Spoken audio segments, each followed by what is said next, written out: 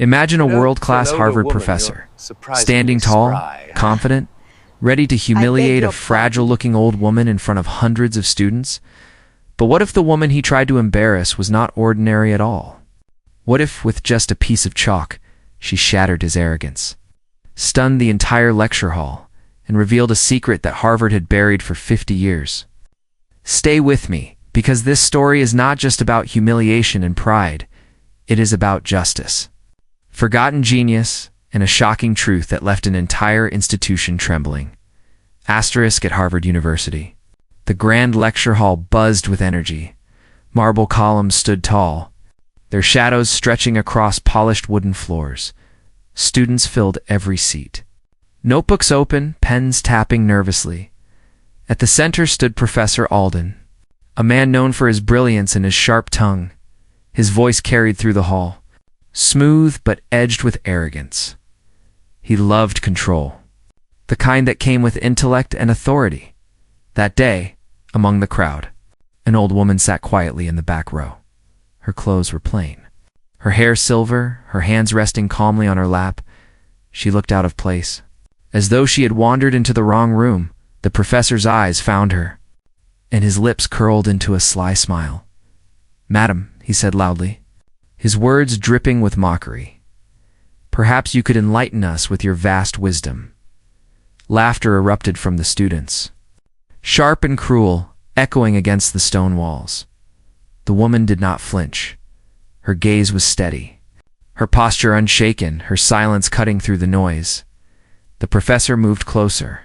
Enjoying the performance, he leaned on the desk, his polished shoes clicking against the floor, his eyes gleaming with superiority. "Tell us," he pressed, "how would you solve this equation?" He scribbled symbols across the blackboard, chalk scratching harshly, filling the air with dust. The symbols twisted into a complex maze.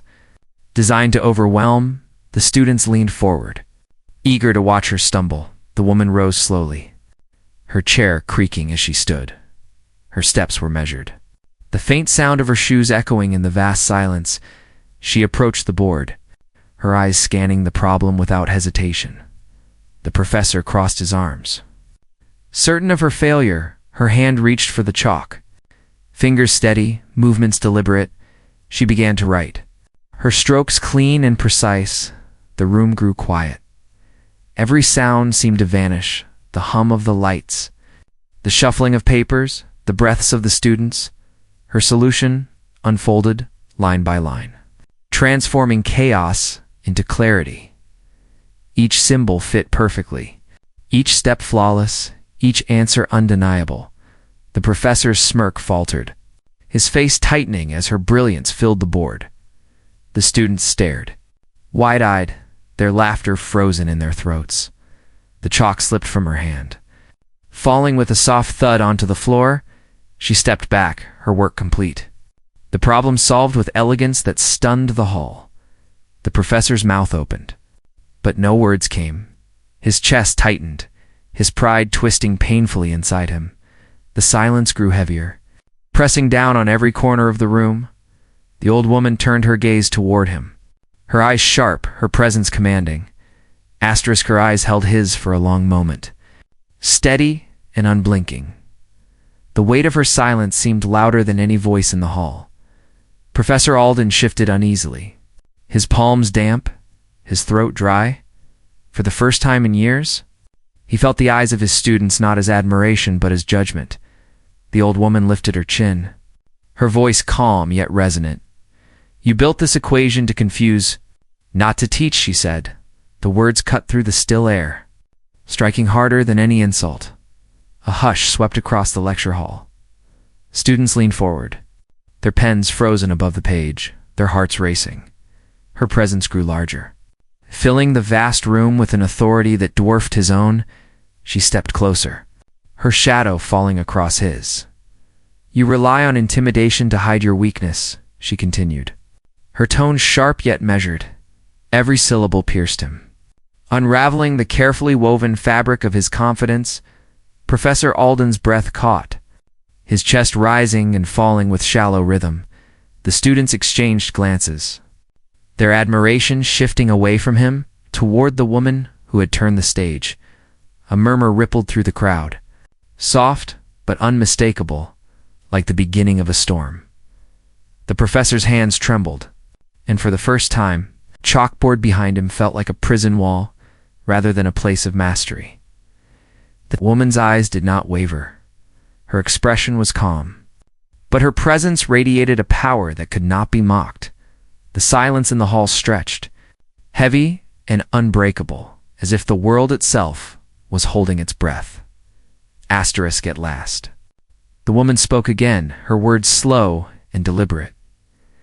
"You see me as a stranger," she said, her voice echoing through the vaulted ceiling. "But I walked these halls long, before you claimed them as your kingdom." Gasps fluttered through the crowd, the students' faces twisting with disbelief. The professor blinked, his brows furrowed, his voice cracking as he muttered, "That is impossible." The woman's eyes narrowed, and for the first time, there was a spark of fire within them. "I was once a scholar here," she declared. "My work was dismissed because I was a woman. My discoveries stolen, my name erased." The words struck like thunder, rolling through the hall, rattling its marble bones.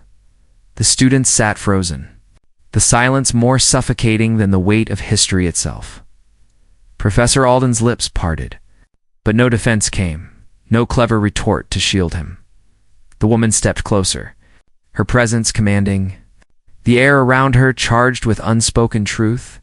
She lifted a trembling hand, not with weakness, but with the dignity of someone carrying decades of injustice. "You thought to humiliate me?" she whispered, her voice steady, "but you have only revealed yourself." A heavy silence gripped the room, every student locked between awe and shame. Professor Alden's eyes darted toward the chalkboard, its lines now glowing in the memory of her brilliance. Her genius stood undeniable, carved into every symbol, burning into the very walls of Harvard. The professor's chest heaved, and for the first time in his career, he felt small. Asterisk, the silence cracked with a single sound. It was the sharp clap of hands. Hesitant at first, then joined by another, and another. Soon the hall erupted in thunderous applause, echoing off the marble pillars. Shaking the air with raw energy, students rose from their seats, their eyes blazing with admiration for the woman who stood unshaken at the front. The professor staggered back a step, his face pale, his authority unraveling with every cheer. He felt the ground shift beneath him, the tide of respect slipping away like sand between his fingers. The old woman did not bask in the applause. She stood still, her back straight, her presence unyielding, her gaze fixed on him. Her silence spoke louder than the storm around her. The students began to murmur, their voices rising, no longer whispers, but declarations. "Who is she?" one asked, awe lacing their tone. "She solved it faster than anyone could," another said. A ripple of truth moved through the crowd. Respect, recognition, even reverence. The professor opened his mouth to reclaim control, but his words caught in his throat, strangled by the weight of failure. His voice, once sharp enough to command silence, now sounded fragile in his own ears. The old woman finally turned away from him and faced the students. Her eyes softened, though her strength did not waver. "You deserve knowledge," she said firmly, "not fear, not arrogance. True knowledge grows only where there is respect." The applause roared again, louder than before, a wave crashing against centuries of tradition. Professor Alden lowered his head, his hands trembling at his sides, as the realization struck deep and merciless. Asterisk, the woman's gaze swept across the hall, her silver hair glinting beneath the harsh white lights. Every student leaned forward, their breath caught in their chests, waiting for the truth that trembled in the air. She drew a deep breath, her voice calm yet charged with history. "My name," she said slowly, "was once written in the journals of this very institution." The students exchanged startled glances, pens forgotten, notebooks left open, but it was removed, she continued, "scrubbed clean so that others could take credit for my work." The professor's eyes widened, his lips quivering as recognition began to dawn. She stepped toward the blackboard, her hand brushing against the solved equation as though it were a piece of her soul. "This method," she said firmly, "was mine developed decades ago. Dismissed as nonsense until a man repackaged it as his own."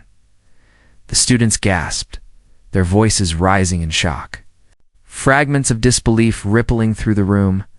Professor Alden staggered back, his skin clammy, his mind racing as old records, old whispers, and buried names clawed their way to the surface of his memory. The woman's eyes hardened. "You mocked me to feel powerful," she declared, her voice cutting like steel. "But I built the very foundation of the knowledge you stand upon." The hall vibrated with the weight of her revelation. Some students rose to their feet in outrage, their young voices colliding in a storm of indignation. The applause had shifted, no longer polite, no longer hesitant. It was fierce, raw, like justice finally breaking through stone. Professor Alden gripped the edge of the desk, his knuckles white, his chest hollow with shame. The woman, standing tall despite her years, seemed to tower over the very institution itself. The heavy oak doors at the back of the hall creaked open. 2 senior deans entered, drawn by the uproar echoing through the corridors. Their robes brushed the marble floor as their sharp eyes scanned the scene. They saw the professor pale and trembling, the blackboard filled with flawless equations, and the old woman standing tall before a storm of students. "What is happening here?" one demanded, his voice stern. Cutting through the roar of applause, the students turned, their voices overlapping, trying to explain the brilliance they had just witnessed. The other dean's gaze fell upon the woman, and his face froze as though he had seen a ghost. His lips parted, a whisper escaping almost without breath. "It cannot be. Clara Hensley." A gasp rippled through the hall like a sudden wind. The name struck chords of recognition, faint echoes of forgotten lectures and hidden footnotes. Some students mouthed the name silently, realizing they had seen it once buried in obscure references, never celebrated, never credited. The woman lifted her chin. "Yes," she said, her voice unwavering. "Clara Hensley. Expelled from this institution 50 years ago. Branded a fraud." While men rose to glory on the theories I had already carved, the room fell deathly silent. The deans exchanged glances, their faces tightening, their authority trembling under the weight of truth. Professor Alden's legs threatened to buckle, his body betraying him as the reality of her name sank in. The students' silence broke into shouts, questions, outrage, demands for justice that bounced off the stone walls like thunder. Clara stood motionless, her eyes fixed on the men who once represented the census-sated institution that erased her. Her presence was no longer quiet. It was a reckoning. *1 Dean stepped forward, his voice rough with age but heavy with authority. "This institution has endured for centuries," he said, his words strained, "and its reputation must not be tarnished." The students erupted in protest, their voices clashing in waves of fury. "You cannot silence the truth," one shouted from the balcony. "Her name belongs in our history." Another cried, fists pounding against the wooden desks. The second dean raised a hand, his face pale. His eyes locked on Clara as if he were staring at unfinished business from decades past. He spoke softly, yet the hall carried every syllable. "I remember the hearings," he admitted. "I was a young scholar then. Your work was far beyond our understanding, and that frightened them." A hush spread, the fury settling into tense silence. Clara's jaw tightened, her voice steady. "And so they destroyed me, because fear was easier than acceptance." The confession hung in the air like smoke. Bitter and undeniable, Professor Alden's chest heaved, his pride collapsing beneath the crushing weight of her words. The students turned on him with accusing stares. Their admiration burned away, replaced by contempt. One voice rang clear above the others. "Professor Alden owes her an apology." The demand struck like a spark in dry grass. Soon the hall echoed with chants, a chorus of voices refusing to be silenced. Apolloed why? Apologizing. The sound shook the very foundation of the room, louder than any lecture. Heavier than any tradition, Clara did not move, her hands folded before her, her eyes fixed on Alden with calm patience. The man who had once commanded every room now stood cornered. Stripped of power, with the weight of truth pressing on his shoulders, Professor Alden's lips quivered, but no words came. His chest rose and fell in uneven gasps, his eyes darting from Clara to the furious sea of students. The chants hammered at him, each syllable striking like a stone. Sweat slid down his temple, cold against his skin. Though the hall felt suffocatingly hot, he gripped the edge of the desk so tightly his knuckles burned white. For a moment, he looked as though he might resist, that familiar arrogance flickering in his eyes. But then Clara's gaze met his. Calm, steady, unyielding, it broke him. The professor's shoulders sagged, his voice cracking like dry wood. I was wrong. The words tumbled out raw, torn from a place he had guarded all his life.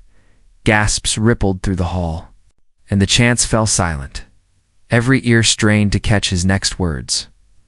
I mocked you, he continued, his throat tight. I tried to diminish you in front of them, but it is I who stand diminished. His voice faltered, barely above a whisper. You are the mind I could never match. Clara remained still, her face unreadable, her silence heavier than judgment. The students watched, their expressions torn between astonishment and satisfaction. For the first time, Professor Alden lowered his head not as a gesture of strategy, but of surrender. The hall, so often his stage, now belonged entirely to her. Clara let the silence linger, her presence fill in every corner of the hall. The weight of Alden's surrender hung in the air, raw and trembling. At last, she stepped forward, her voice steady and clear. This is not about one man's pride, she said, her gaze sweeping across the rows of young faces. It is about a truth that was buried. In the danger of an institution that feared a woman's mind more than it feared ignorance, her words rolled like thunder. Settling deep in the hearts of the students, you must never let arrogance rule. Knowledge, she continued, because knowledge without humility is nothing but a weapon. Dozens of students rose to their feet, their eyes blazing with conviction. Some clutched their notebooks as though the very act of learning had taken on new meaning. Others nodded with fierce determination. The lesson cutting deeper than any equation or lecture, Clara's hand rested lightly on the desk, her voice softening. Though its strength did not waver, I do not seek revenge, she said firmly. What I seek is recognition not for me, but for every mind dismissed, every voice silenced, every truth erased because it came from the wrong lips. A roar of applause thundered through the hall. Not just admiration, but a promise. The marble columns trembled with the force of it, the old walls echoing with something they had long tried to silence. Professor Alden remained bowed, swallowed by shame, while the students' eyes fixed only on Clara. In that moment, she was no longer an outsider. She was the very heart of Harvard. The deans stood frozen, their robes heavy, their faces pale beneath the weight of the storm rising in the hall. The applause did not fade. It grew louder, surging like a tide that refused to retreat. One dean raised his hand, but the students ignored him, their cheers swallowing his authority whole. Clara's name was on their lips now, shouted with reverence, carried like a banner. Clara Hensley. Clara Hensley. The other dean, the older one with trembling hands, finally stepped forward, his voice cracked, but it carried, raw with something between regret and fear. For too long, this institution has hidden its sins, he admitted. The hall stilled, every eye fixed on him. Her name does not belong in the shadows. It belongs here, carved into our history where it always should have been. Gasps turned into cries of approval, the sound rolling like a wave against the marble walls. The younger dean shifted uneasily, sweat beading at his brow, his lips pressed thin, but he could feel the current had already shifted. No decree, no silencing gesture could stop the truth from spreading. Now Clara did not smile. Her eyes glistened. With something heavier than triumph, an ache carried through decades. I did not return to claim revenge, she said quietly. Though her words struck with the weight of stone, I returned to remind you that truth cannot be buried forever. The students rose in unison, their standing ovation shaking the hall like an earthquake, a sound that seemed to pierce through the very foundation of Harvard. The deans exchanged a final glance, and in their silence was a reluctant surrender. Clara. Hensley's legacy was no longer erased. It was alive, burning in the voices of a new generation. Weeks later, the echoes of that day still lingered through the campus. Whispers of Clara Hensley's name had turned into lectures, discussions, and debates. The truth, once buried, now filled the air like sunlight breaking through heavy clouds. At a special ceremony, the grand lecture hall overflowed with students, faculty, and scholars from across the country. The same hall where Clara had been mocked was now draped with banners bearing her name. A plaque was unveiled upon the marble wall, etched in gold. Clara Hensley, pioneer, scholar, genius. Applause thundered once more. Not with rebellion this time, but with reverence. Clara stood at the front, her silver hair catching the light, her eyes calm, her heart steady. She had no need for revenge. Her victory was not in the humiliation of a professor, but in the restoration of truth. She looked out at the young faces before her, their eyes filled with hope and determination.